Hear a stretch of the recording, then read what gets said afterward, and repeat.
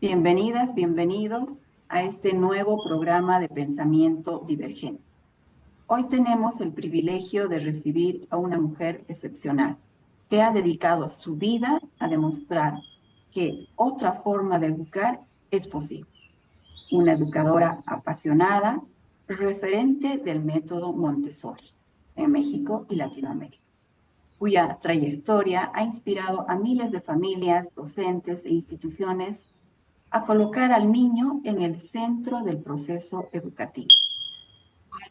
Acompaña la maestra María Leticia Prieto Ruiz, fundadora y rectora de la Universidad Montessori de México y directora del Centro Montessori de León. Ella es especialista en educación infantil y de adolescentes, con una sólida formación en psicomotricidad clínica y educación especial, áreas desde las cuales ha impulsado una visión profundamente humanista del aprendizaje. Bienvenida, querida Leticia, a esta sexta versión del programa Pensamiento Divergente. ¿Qué tal? Buenos días, buenas tardes, Roxana. Depende de donde nos encontremos. Muchísimas gracias antes que nada por esta invitación. Es un privilegio compartir contigo, con ustedes, algo del pensamiento, el pensamiento divergente de la educación. Realmente agradezco infinitamente esta invitación y bueno, vamos a procurar contestar algunas dudas, algunas preguntas, algunas cuestiones con respecto a la educación. Muchísimas gracias, querida Leticia. Pues bien, vamos a empezar con el primer bloque, donde precisamente en Pensamiento Divergente lo que queremos es conocer a la persona, conversar con Leticia, el ser humano, antes que el profesional o la profesional. Leticia, nos gustaría saber qué es lo que detrás de esa gran educadora que en toda tu trayectoria académica, profesional, has ido desarrollando, es que cómo comenzó esa pasión, ese deseo de ser. Bueno, nació aproximadamente en los años 65. Estaba sumamente chica.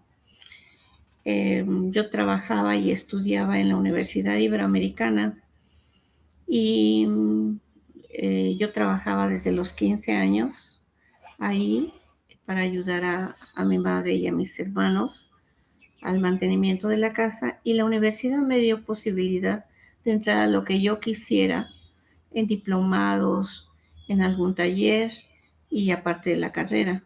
Yo estudié originalmente, soy contadora.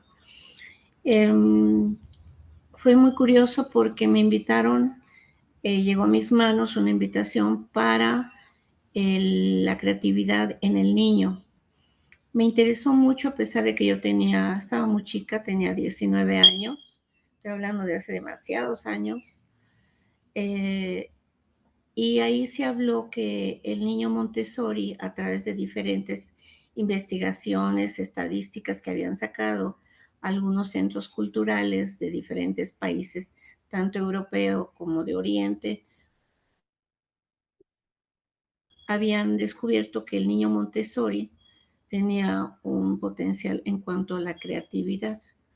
Y ahí fue cuando por primera vez escuché la palabra Montessori. Yo pregunté posteriormente a la conferencista, era una mujer, de que era Montessori, ¿no? En primer lugar, porque yo no sabía absolutamente nada.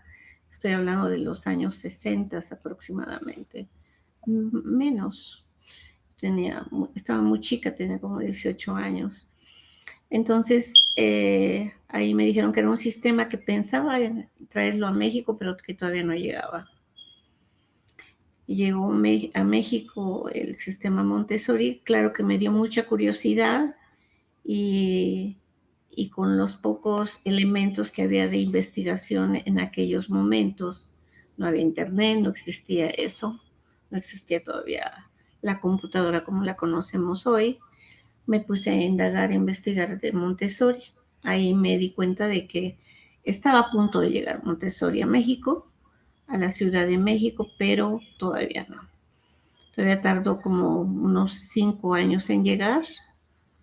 Y tan pronto llegó a México, yo me puse en contacto con las personas de Montessori, la que lo manejaba, y Asociación Montessori Internacional, que es la casa sede del movimiento Montessori, la que dejó la doctora Montessori, está en Holanda. Envió a la señora Cato Hanrat a México. Primero llegó al norte del país y después una comunidad hebraica llevó a la señora Hanrat a la Ciudad de México y se formó lo que fue la Asociación Montessori Internacional México, para dar cursos y preparación para guías Montessori. Excelente. Así empezó todo esto.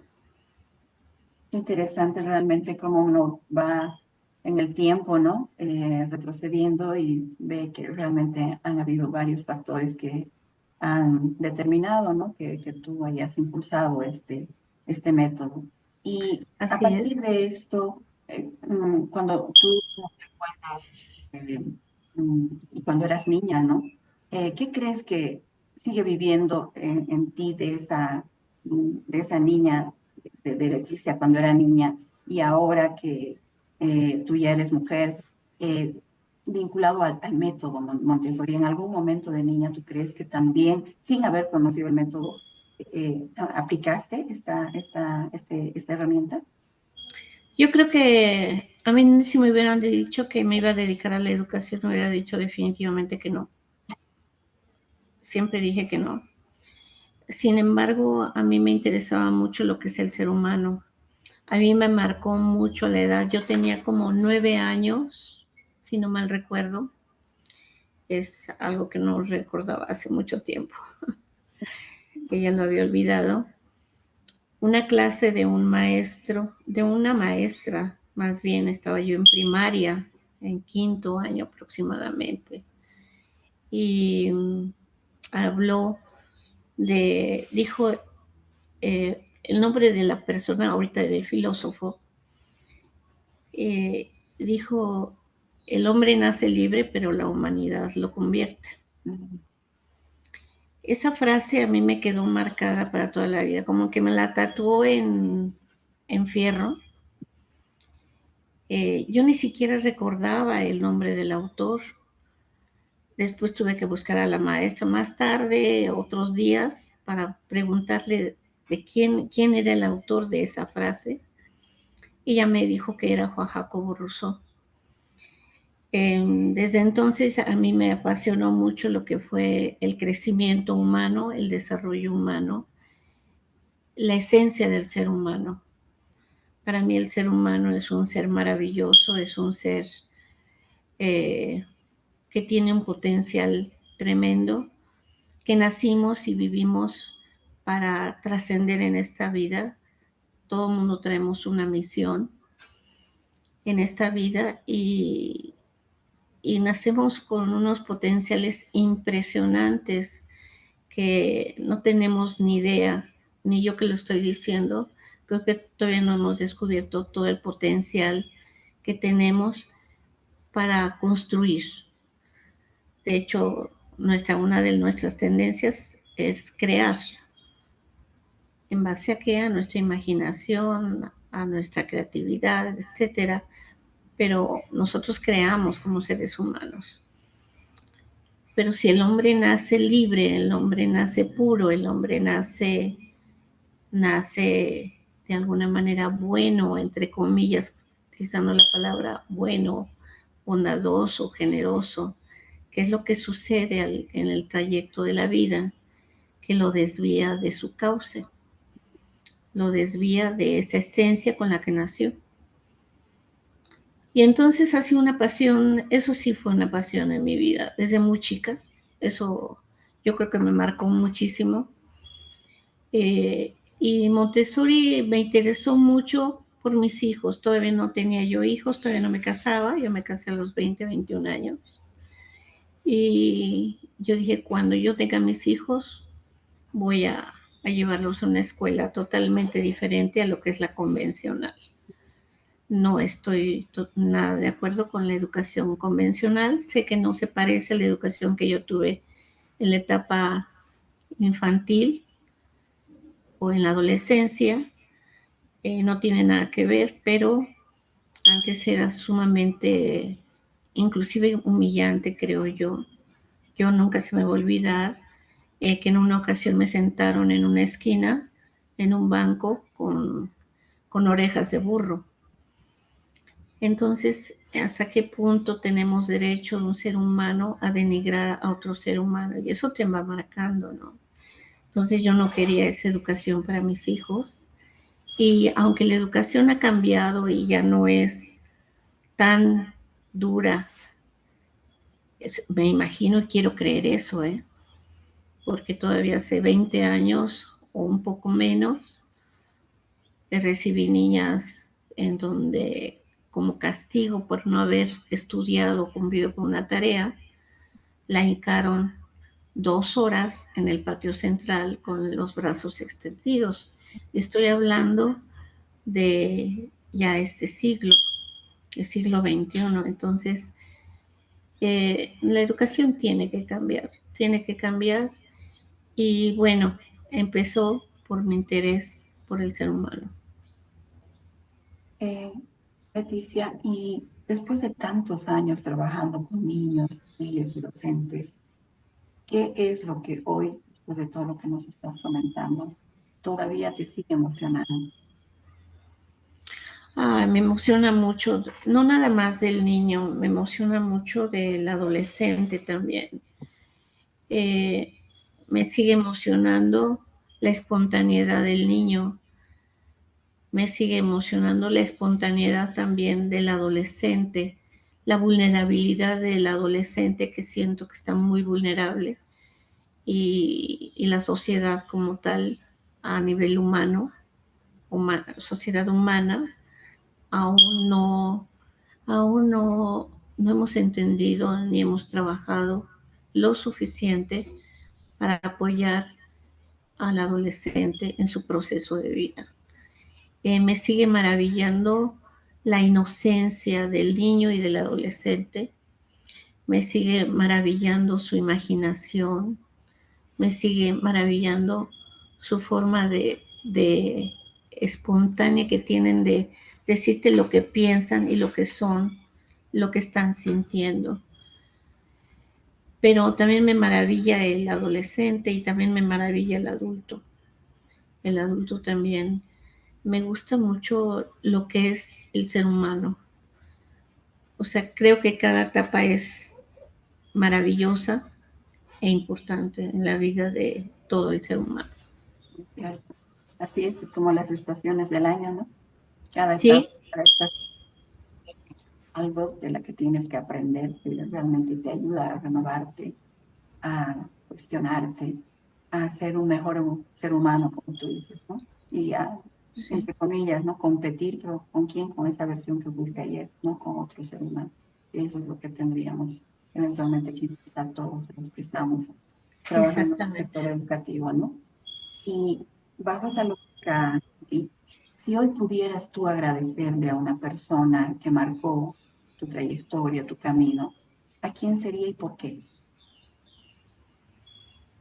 Újole, yo creo que hay muchas personas que han influido mucho en mi vida, muchas personas. Este, en la parte no nada más profesional, sino humana, yo creo que hay muchas personas que se han cruzado por mi vida y me han dejado mucho. Eh, una fue mi padre, eh, otra fue la señora Cato Hanrat, la señora Cato Hanrat, que en un momento dado me marcó lo que es el ser humano. O sea, fue la persona que trajo el sistema a México, Ella ya era una persona grande cuando llegó a México, cerca de 60 años, o 50 y tantos, 60 años. Pero una persona muy sabia, sabia. ¿Qué otra persona me ha marcado en la vida? Mi esposo. Mi esposo me marcó en la vida. Su humanidad, su generosidad, su... Yo creo que esos valores, cada ser humano que ha cruzado por mi vida me ha dejado muchísimo. Con la gente que he trabajado, me han marcado mucho, definitivamente. Bueno, así llegamos al final de este primer bloque, donde realmente lo que podemos concluir, querida Leti, es que escuchar tu historia realmente nos recuerda que ningún, pero ningún educador nace por casualidad. Detrás de tu vocación, en este caso, de la experiencia con la que tú cuentas actualmente, existe realmente ese encuentro, ¿no? Entre lo que tú como persona has sembrado, esa semilla que estás dejando, producto de todos estos años de experiencia, y que realmente ha sido una frase, ¿no? La que te ha hecho encontrar ese propósito de vida. Como tú dices, te ha marcado, te ha tatuado, podríamos decir, ¿no? Y que como eso es más que simplemente un método, yo creo que es una experiencia de vida, ¿no? Una experiencia de Uh-huh. vida que nace donde en el corazón. Así es. Muchísimas gracias, querida Leti. Vamos a pasar precisamente ahora al segundo bloque, donde vamos a hablar del método en sí. El método, y ahí nos gustaría conocer tu punto de vista respecto a cómo explicarías desde tu experiencia en lo que consiste el método. ¿Qué es lo que para ti representa el método Montessori? Wow. Pues el método Montessori, realmente la creadora fue la doctora María Montessori, en 1970, que nació en Italia y muere en 1952 en Holanda.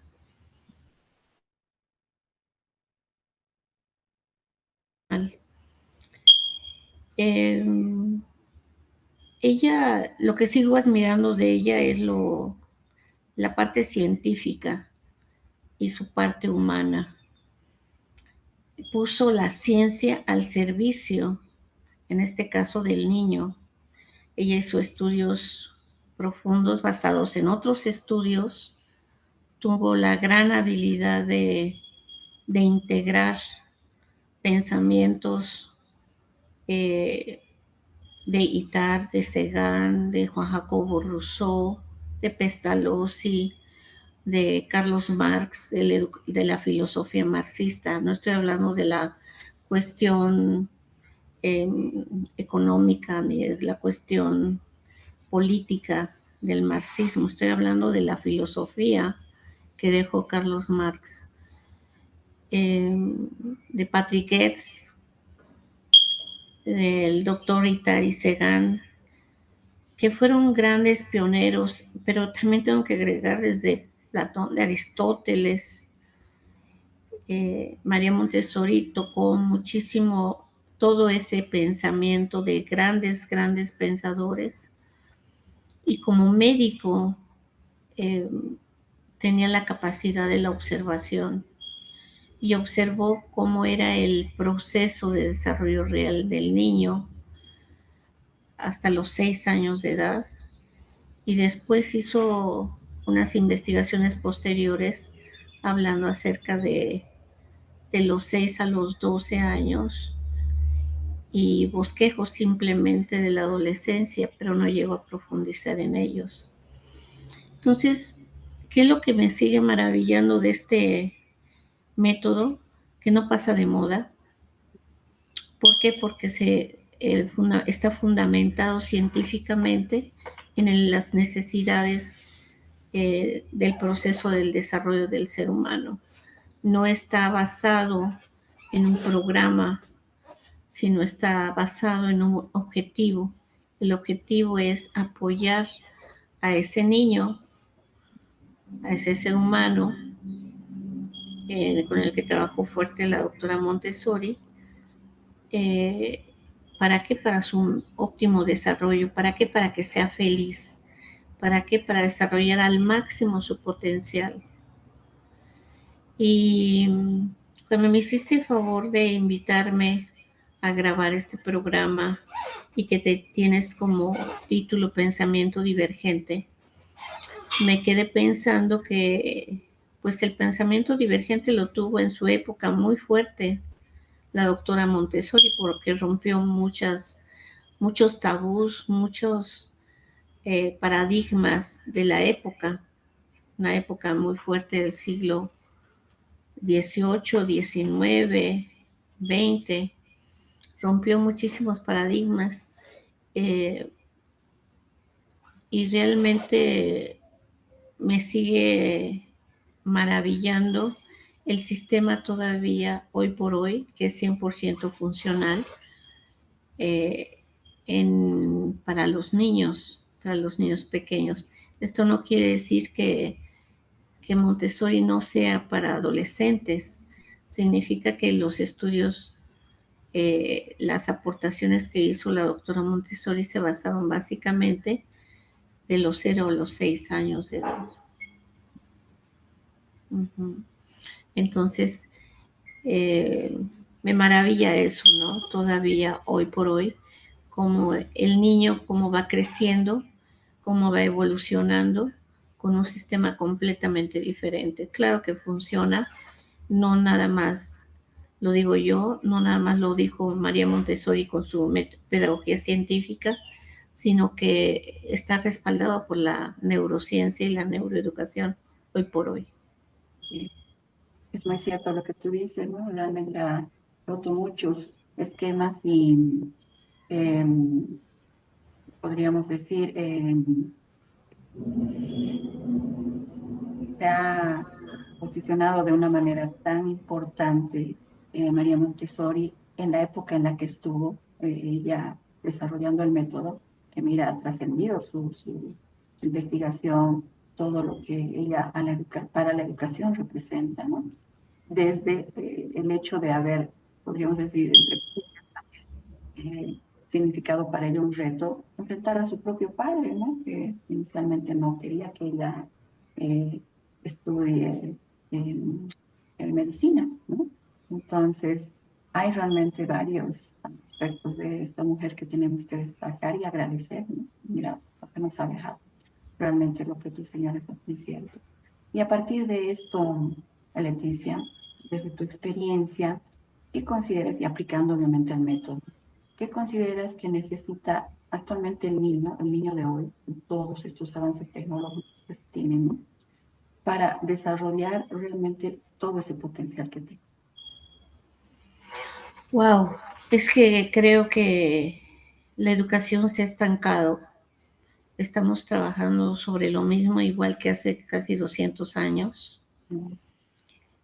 con un programa a seguir, cuyo objetivo es llenar la mente del ser humano con conceptos, entre comillas, conocimientos de lo que considera el adulto, pero eso ya no es posible. O sea, cada vez a mí me da tristeza el abandono escolar que hay en todos los niveles, sobre todo media superior y superior, precisamente porque ya no tenemos, o sea, hay demasiada conferencia, demasiado estudio sobre la metodología de estudiar, pero vuelvo a repetir, pero no miramos al adolescente, no miramos al joven adulto, no miramos al niño, sino que nos basamos en un programa, en una, en un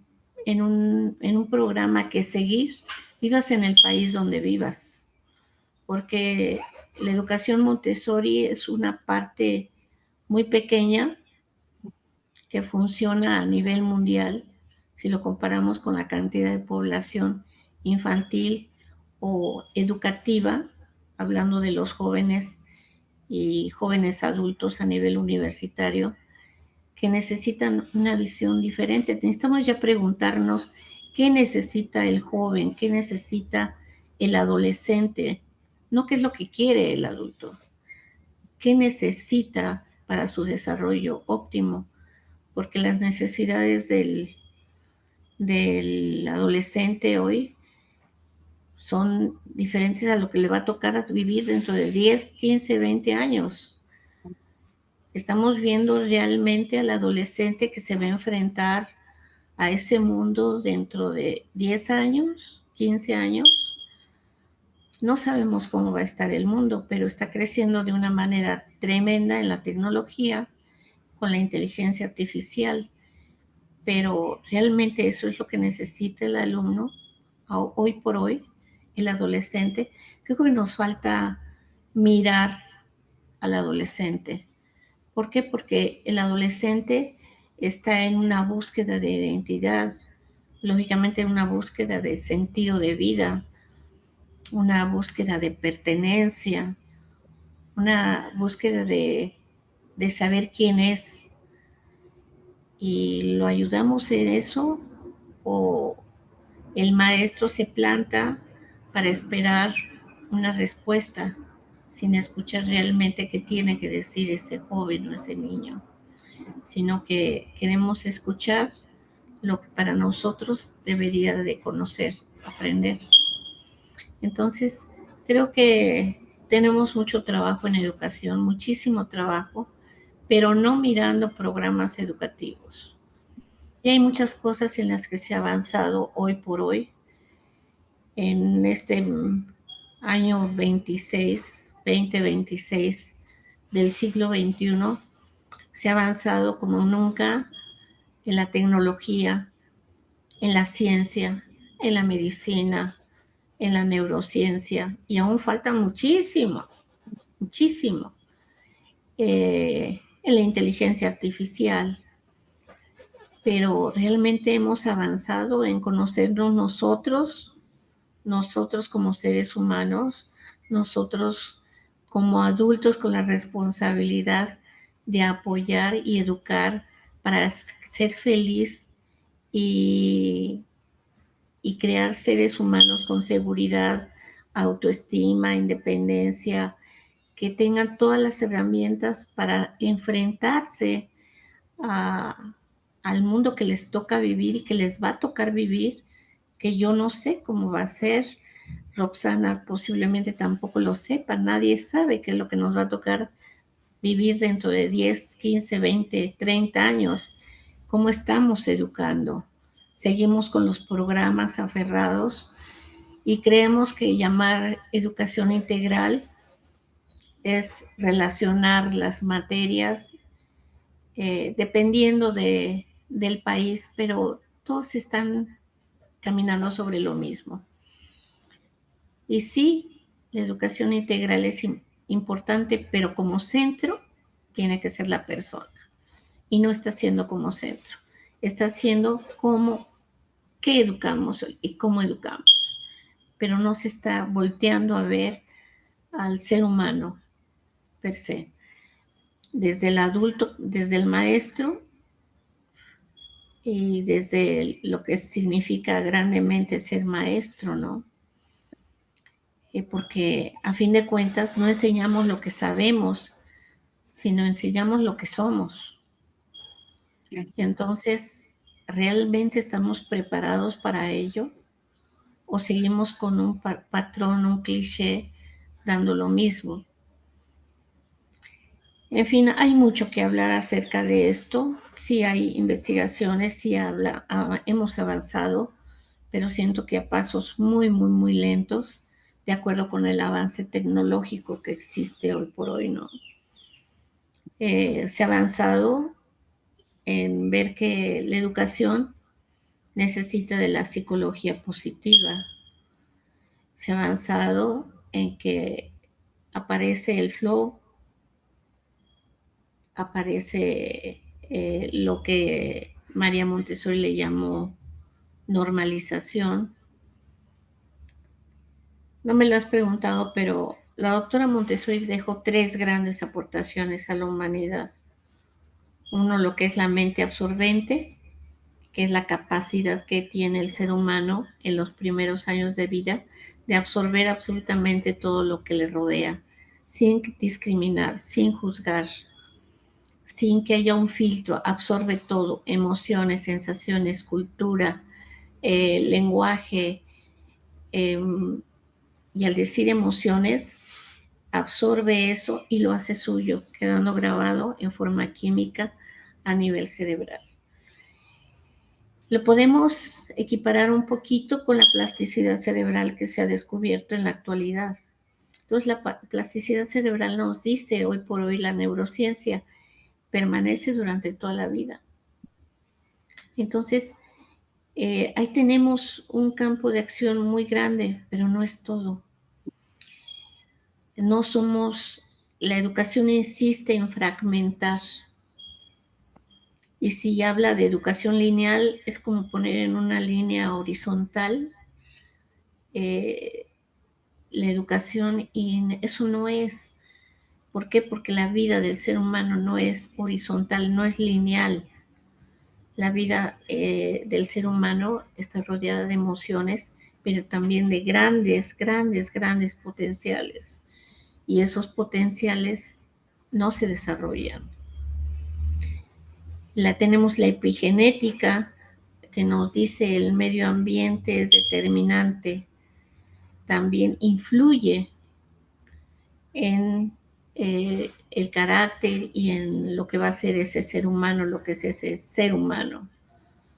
O sea, el medio ambiente es determinante y nos dice, no cambia lo que es la hélice del ADN, tiene una influencia tan grande, pero sí cambia lo que es el patrón de conducta, lo que son sus actividades, sus reflejos, su forma de ser ante la vida, la construcción que puede dejar en la vida. Entonces, ya tenemos muchos elementos, pero nos falta esa parte, y yo le llamo educación sistémica, porque tiene que ser un sistema en donde su centro tiene que ser el hombre. Tiene que ser el hombre, la mujer, bebé, niño, infante, prepuberto, adolescente, joven adulto, adulto. El adolescente que está en etapa formativa no puede dejar de ser el centro, la educación, porque todavía está en etapa de desarrollo, lo sabemos, en todos los aspectos, que termina hasta alrededor de los 24 años de edad, aproximadamente, un poco más, un poco menos, el desarrollo y el potencial del ser humano, ¿no? Entonces, sí, yo creo que hay mucho que aportar todavía a la educación Montessori. Lo que tú dices, Leti, realmente uno le deja muchas preguntas, ¿no? Y cómo es que estamos avanzando, y es muy, muy lento en aspectos que son fundamentales para podríamos decir, para el presente y futuro de nuestros niños, nuestros adolescentes, nuestros jóvenes, y nosotros mismos, nuestras adultas, ¿no? Que es el entender, ¿no? Que la prioridad tendría que ser el desarrollo del ser, ¿no? Porque luego viene el conocer. Acá en la fundación, por ejemplo, cuando hacemos algunos talleres con padres, con tutores, con docentes, la pregunta que les lanzamos es: ¿de qué depende el cómo te ven la vida? Y son muy pocos los que dicen de nuestras decisiones, ¿no? Y cuando les digo, ¿y de qué dependen esas decisiones, no? Casi nadie sabe cómo responder, ¿no? Y bueno, es que depende de muchos factores, pero ninguno, o muy pocos dicen de cómo estoy emocionalmente. O sea, le damos cuando realmente es lo importante, porque yo decido en función a cómo me encuentro emocionalmente, en mi estado de ánimo, y a veces, obviamente, las decisiones que tomamos son las más aceptadas, ¿no? Entonces, a nuestros niños, a nuestros adolescentes, lo que tenemos que enseñarles es eso, ¿no? Aprender a gestionar sus emociones, aprender de habilidades sociales, ¿no? De gestión del tiempo, de liderazgo, de trabajo en equipo, de gestión de conflictos, porque eso es lo que realmente les va a ayudar a tener cimientos fuertes para poder ser realmente personas con propósito, con sentido de vida, para que entiendan de que no es que ellos valen por lo que representan o por lo que eventualmente tienen, sino principalmente que cada niño, cada niña, cada adolescente, cada persona vale por lo que es, ¿no? Entonces, yo creo que Montessori es un buen inicio para trabajar en esto. Y es lamentablemente están muy pocas las unidades educativas y la sociedad en sí, ¿no? Que impulse esto y que sea lo tradicional, continúe, ¿no? En todos estos años que tenemos en el sector educativo.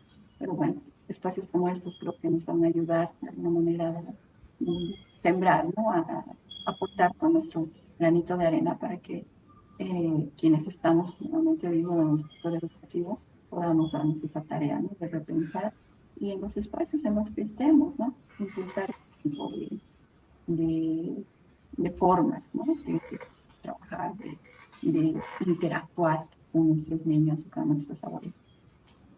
Pasando, querida Leti, a otra pregunta que, producto de tu experiencia, ¿no? Porque sabemos que tú has trabajado también con la fundación precisamente se caracteriza por eso, porque nuestra fundadora es una persona con discapacidad múltiple. Entonces, ahí nos gustaría conocer, ¿no? Desde tu mirada, eh, ¿cómo entiendes tú, ¿no? Que cada niño aprende de manera diferente? ¿Cómo lo podrías tú transmitir para que quienes están en ese día a día trabajando interactuando con personas y sobre todo con niños y adolescentes con discapacidad, pues logren pues mejorar sus métodos de enseñanza-aprendizaje? Yo creo que, aunque debe de haber en la realidad, y eso ha ido cambiando con los años, la inclusión educativa es sumamente importante, porque vuelvo a repetir, el medio ambiente es fundamental para el proceso de desarrollo del ser humano. Si un niño con algún tipo de situación neurológica o cualquier tipo de patología, cualquier tipo de situación, mmm, vive en un ambiente encerrado, aislado, pues su probabilidad de éxito va a ser muy corta. Él tiene que relacionarse con los demás niños, la parte social es fundamental, tú lo acabas de comentar, es una parte, una tendencia natural del ser humano, el ser sociable, la comunicación, o sea, no podemos crecer aislados, crecemos en base a los demás, crecemos a base a los demás y en la escuela se debe de crear esas sociedades por cohesión en donde exista un respeto hacia la diversidad, hacia, hacia que cada ser humano somos diferentes, aprendemos a ritmos diferentes, tenemos potenciales diferentes. Yo podré tener un potencial muy grande para las matemáticas, pero no puedo tener el potencial, por ejemplo, para el dibujo, el arte, no lo tengo.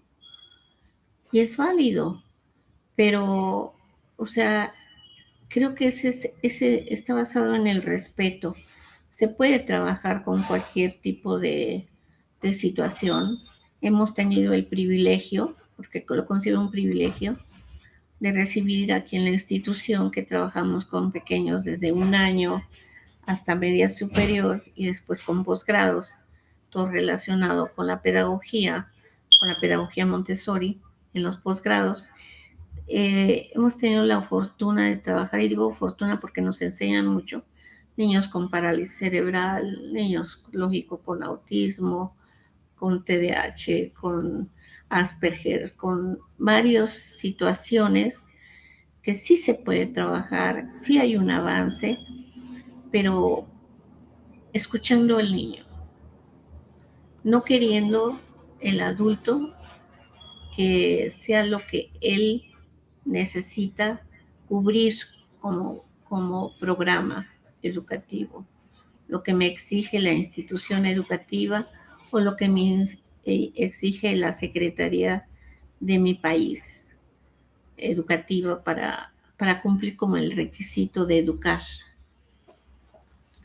Claro que tenemos esa responsabilidad adicional, pero el adulto tiene que ser humilde para entender que todos somos diferentes. No hay un ser humano idéntico, ni siquiera los trillizos son iguales, ni los mellizos, no, o sea, cada uno somos un ente totalmente diferente en nuestra forma de ser, de actuar, de pensar, de sentir, y que nos hace un denominador común como seres humanos. Pero tenemos que aprender a respetar esas grandes o pequeñas diferencias que tenemos con el otro y, y procurar escucharlo para ver qué necesita, que yo lo apoye o lo guíe para que pueda desarrollar su propio potencial y no querer cambiarlo a como yo pienso que hay que cambiarlo. Lo que yo promuevo es una educación donde el adulto tiene que trabajar mucho la parte, su inteligencia intrapersonal, para llamarle de alguna manera. La parte, si no se trabaja la parte intrapersonal, la inteligencia intrapersonal de parte del maestro, no puede ser un buen educador, un buen maestro. No, que educar, ¿qué es educar? O sea, educar, ¿qué es lo que queremos? ¿Qué elementos, qué herramientas queremos que tenga este ser humano que va a requerir para toda su vida? Porque nos seguimos preguntando, contestando el programa que cubre este ciclo escolar, no las necesidades que tiene este niño de este momento, con estas características de desarrollo, con este ritmo personal que tiene, con este potencial que necesita para ser feliz y avanzar en su vida con un significado, un sentido de vida, que se sienta satisfecho, que se sienta con una autoestima alta, seguro de sí mismo, con una independencia y un autoconocimiento y un autocontrol del mismo. Estoy hablando de niños que tienen algún tipo de situación o niños que no tienen ningún tipo de situación diferente, ¿no? Estoy hablando para cualquier ser humano. Montessori no se dedica exclusivamente a niños. Montessori no lo hizo para niños con algún tipo de necesidad. ¿Que sirve el método? Sí sirve. ¿Por qué? Porque vuelvo a repetir que María Montessori creó el sistema alrededor de las necesidades del ser humano, no de acuerdo con un programa. Sí. Mira, querida Leti, realmente todo lo que nos has comentado en este bloque eh, es, es fundamental, ¿no? Para que todos los educadores tomen muy en cuenta, ¿no? Y empiecen a entender que el método Montessori, más allá de simplemente un conjunto de herramientas, materiales que se tienen, que son obviamente propios del método, pues entiendan que tienen que empezar a dejar de preguntarse qué debe aprender un niño. Y tienen que empezar, me incluyo, ¿no? A preguntarnos quién es ese niño y qué necesita aprender. ¿Para qué? Para que pueda florecer, para que pueda ser feliz, para que pueda, como tú decías, ¿no? Encontrar un sentido, un propósito de vida. Ahí realmente yo creo que vamos a lograr que la educación cambie. Y creo que ese es el propósito que tendríamos que tener todos quienes nos ocupamos de la educación. Muchas gracias, querida Leti. Así hemos concluido este segundo bloque.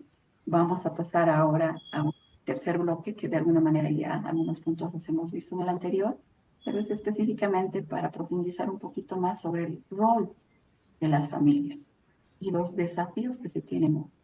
Creemos que las familias son el núcleo de toda sociedad. Entonces, ¿cómo estamos? Y ahí la pregunta es, muchos padres y sobre todo nosotros interactuando acá en la Fundación, y asumo que ustedes también en la universidad, en la que tienen en México, ¿no? Seguramente escuchan, ¿no? Que hoy en día es mucho más difícil educar que antes a los niños, a los adolescentes. ¿Cuál es tu punto de vista, estimada Leticia? Mm, Yo creo que es más difícil educar porque no sabemos cómo educar. No nos detenemos a escuchar ni a observar al adolescente de lo que estás comentando. Queremos educar como me educaron a mí. Y creo que podemos transmitir los valores, eh, mis principios, pero también tenemos que saber escuchar a nuestros hijos. Y la sociedad es el resultado de la educación que se ha recibido. La educación en casa y la educación escolar. Las sociedades somos el resultado del tipo de educación que queremos. Mientras no luchemos por una educación diferente, no existe los... Hay mucha crítica en cuanto a los jóvenes de hoy. Y, y hasta cierto punto es válida. Pero yo me pregunto, ¿quién tiene esa responsabilidad? No se la podemos quitar a los padres, no se la podemos quitar al adulto, no se la podemos quitar a la sociedad. La sociedad está fomentando muchísimas desviaciones, entre comillas, naturales del adolescente.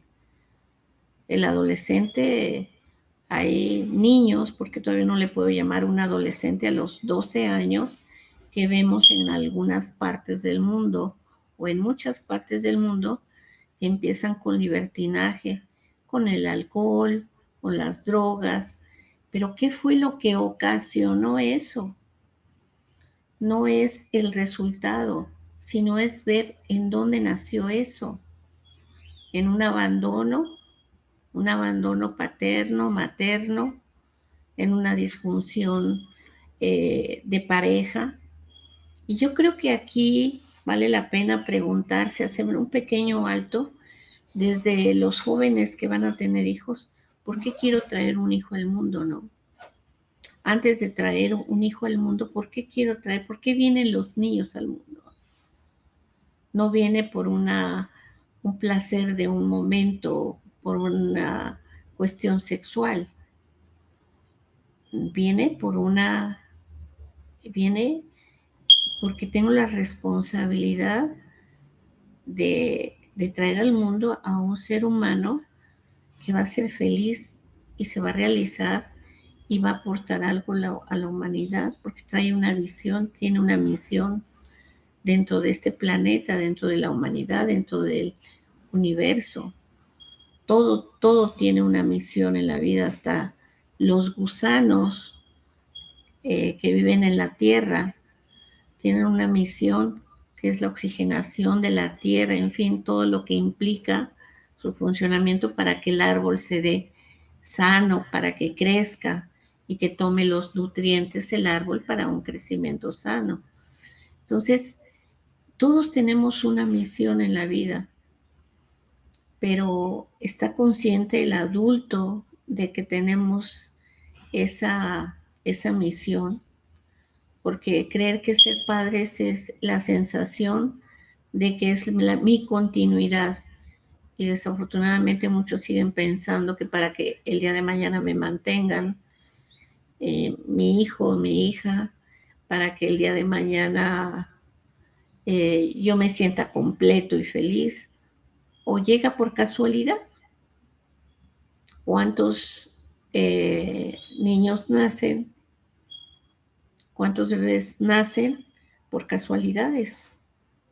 Y el nacimiento es el ser humano para mí es sagrado porque la profesión del maestro es sagrada, porque trabajas con un ser humano que viene con todo el potencial, con todas las herramientas para dar lo mejor de sí ante la vida, ante los demás, para trascender y, y no lo hace aislado, lo hace en base a los demás, lo hace con apoyo y con ayuda de amor, de saber escuchar, de acompañamiento, del abrazo, de mirar al otro, de tantas cosas que hablan de parte humana que se nos ha olvidado y vemos la educación como algo externo y no como algo que responsabilice tanto al padre como a la madre. ¿Hasta qué edad? Bueno, yo diría que hasta el joven adulto, un adulto de 24, 25, 26 años, claro que requiere del otro, claro que requiere todavía de los padres, no para una dependencia, sino para ser independientes en la vida y con una carga de herramientas para poderse enfrentar a ella, ¿no? O sea, realmente vuelvo a repetir lo que dije casi desde un principio, estamos señalando mucho al adolescente cuando tenemos que voltear a nosotros como adultos, como padre, como madre, como sociedad, ¿qué estamos haciendo por los adolescentes?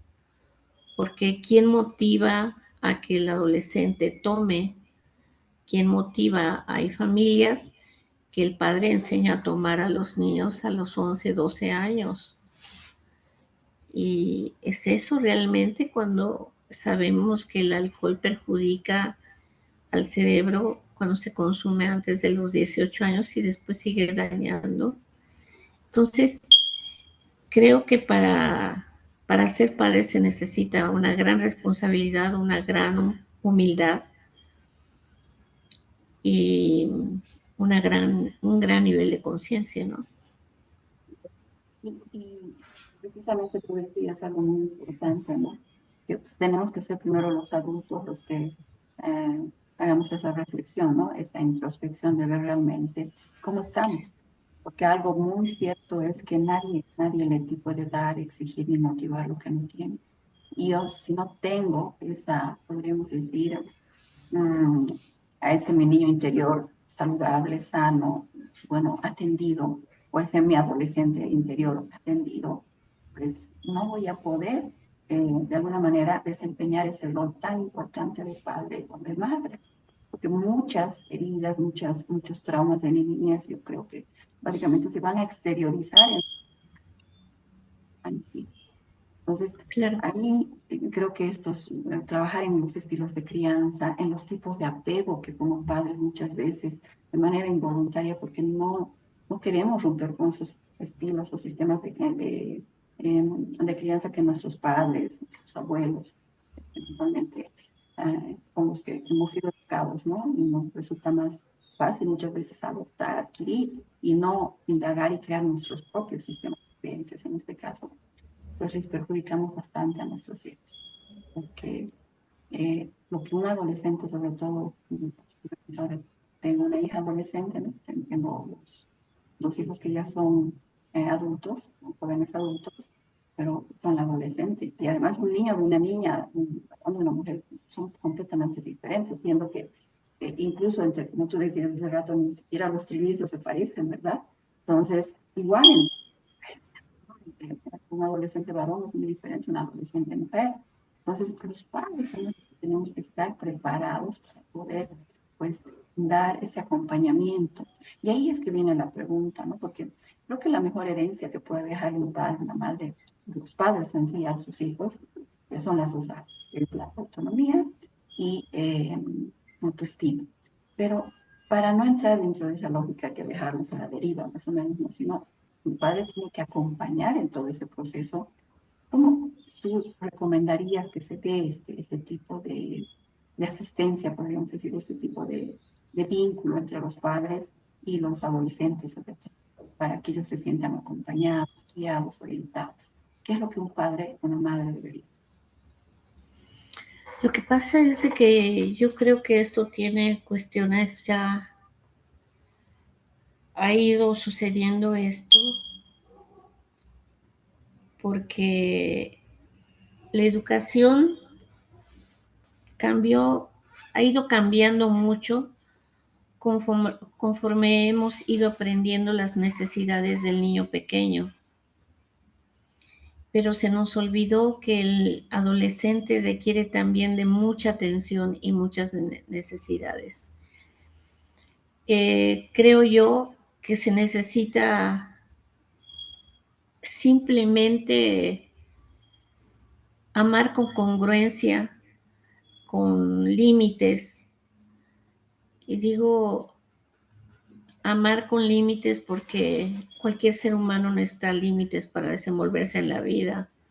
Un adulto requiere, siempre pongo el ejemplo de, el adulto requiere unos límites. Si tomas un auto y tienes que respetar la señalización, los saltos, por si no chocas o puedes crearte un accidente muy serio.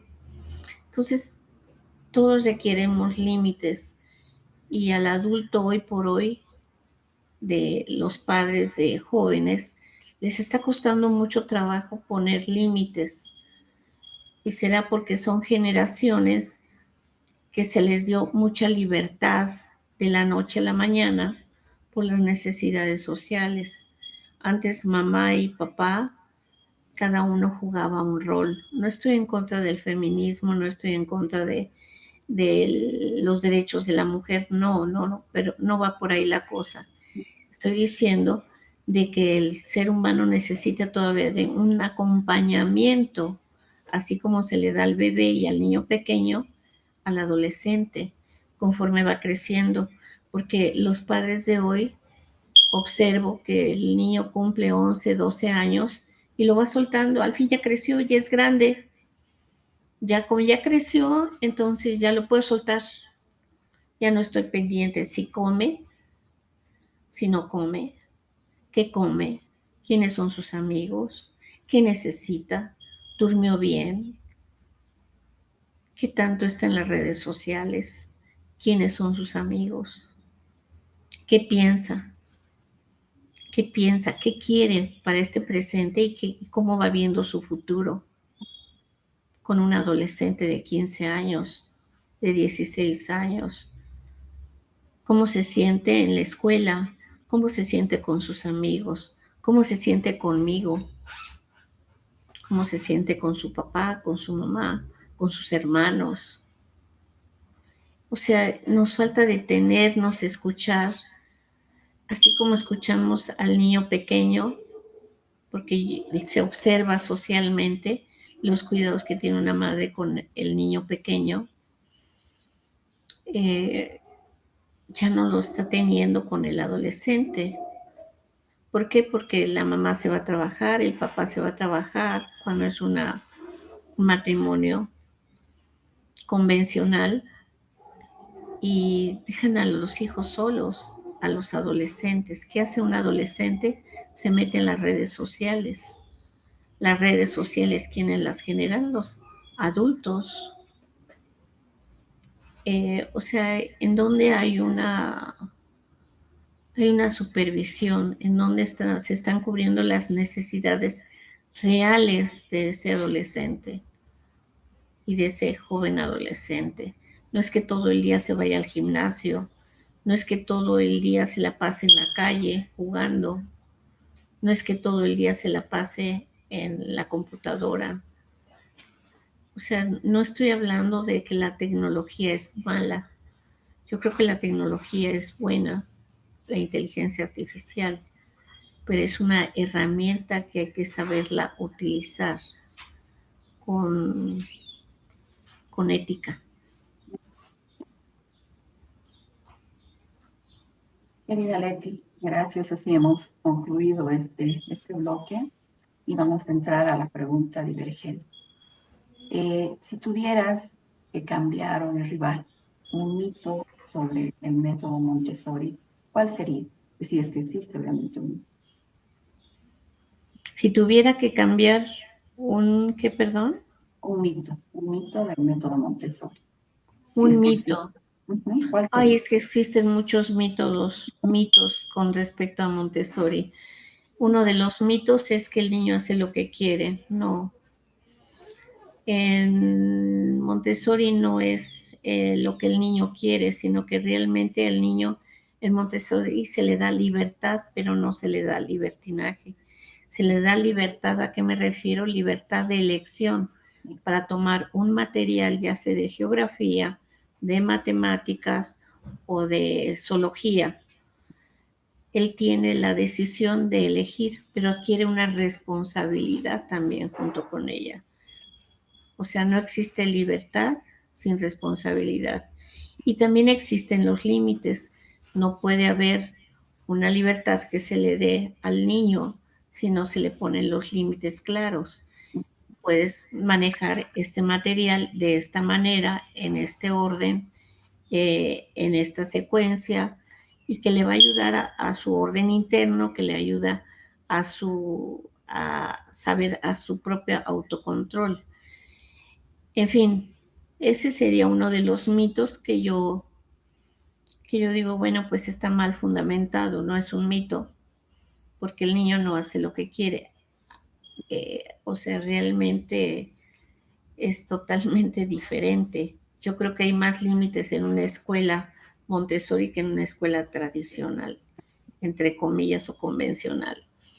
El otro mito muy fuerte que existe es que es para niños únicamente con algún tipo de situación neurológica, psicológica, emocional, autismo, etcétera. Y no es cierto, el sistema nació y lo creó la doctora Montessori en base a niños, entre comillas, que no tenían ningún tipo de problema. Es ahí donde radica la diferencia con las demás situaciones. Eh, es como hablar de la psicología general que se dedica a ver patologías, a ayudar al ser humano a descubrir por qué de sus conductas o por qué de sus sentimientos o por qué de su infelicidad. Y la psicología positiva es todo lo contrario, se dedica realmente a fomentar la felicidad, a fomentar la seguridad y los elementos en plano positivo que requiere el ser humano para trabajar con seres humanos que en un momento no tienen ningún tipo de situación neurológica o psicoemocional. Ese es un mito que no existe.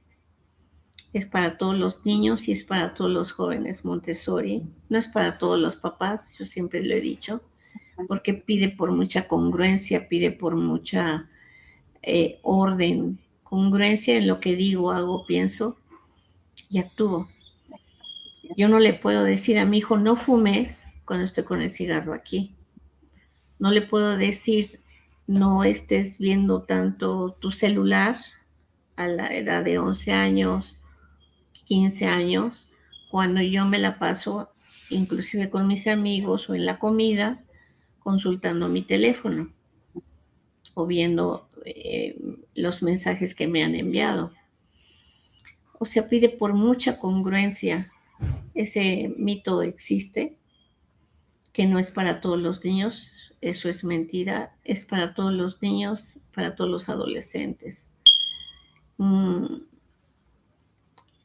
sé, algún otro mito que exista. Hay muchos mitos, que el niño le cuesta trabajo adaptarse a un sistema tradicional, convencional, cuando sale de Montessori. Eso no es cierto. Hemos visto y científicamente está comprobado que el niño que sale de una escuela realmente Montessori, porque hay que recordar que hay muchos pseudo Montessori, nace con unas herramientas para enfrentarse a la vida en cualquier ámbito educativo. Sí. Gracias, querida Leti. Ahora vamos con las respuestas rápidas, ¿sí? Te vamos a lanzar algunas frases y tú nos dices qué es lo que representa para ti. O algunas Ajá. preguntas y tú eliges la respuesta. La primera, una palabra que para ti define la infancia. Inocencia, eh, inocencia, Excelente. maravillarse. Un libro que todo padre debería leer. Un libro que todo padre debería leer. Mi hijo, mi espejo.